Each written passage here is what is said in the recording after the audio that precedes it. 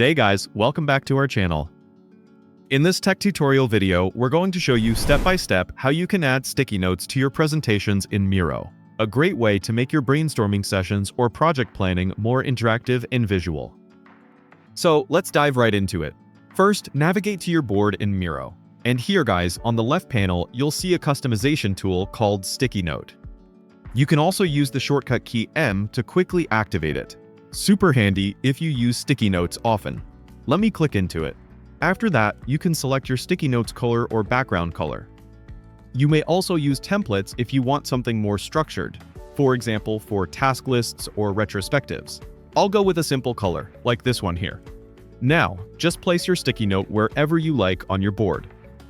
Let me add it here, for example. You can resize it easily by dragging one of its corners, which is really useful when you want to emphasize certain ideas. If you'd like to fill it with content, simply left-click inside the note and start typing your text, just like that. And that's basically it. Now, of course, you can customize the text, change the font, size, or color, and even add comments for collaboration.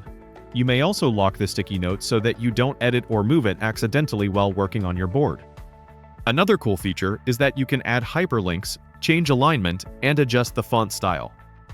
If you click on More, you'll find options like changing the position, bring to front or send to back, copying, or even exporting your notes as a CSV or Excel file, perfect for organizing data outside Miro.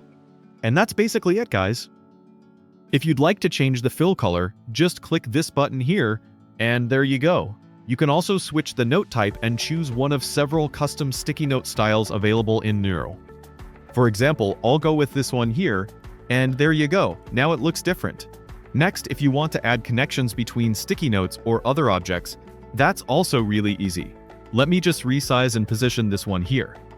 Now, let's say I want to connect it to this star here. Simply click into one of the dots on your sticky note or item, hold the left mouse button, and drag your line over to the other object. When you release, you'll see a connection line appear automatically, just like this. That's a great way to show relationships, workflows, or dependencies between ideas. And that's how it works, guys. Thanks for watching. I hope you enjoyed this video and got some value from it. If you did, don't forget to like, subscribe, and hit the notification bell so you don't miss more quick Miro and productivity tutorials like this one. We'll catch you later. Happy creating!